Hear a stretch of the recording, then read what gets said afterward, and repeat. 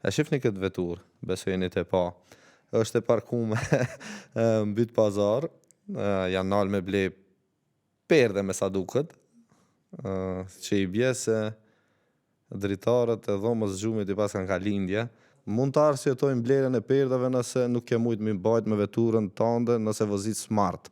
Në smart, se e kom pas një smart dali, nuk mund është as perde me bajt. 2 kese me 2 kg molla dhe qash përfundon puna e smartit. Kjo vetur zyrtare është e parkume para shtëpis së një nënpunësi policor. Bët fjalë për shkurt e shqip Ivana Stefanovskën. I takon kësaj me përdor veturë zyrtare, por problemi është se ka hop pushim mjekësor.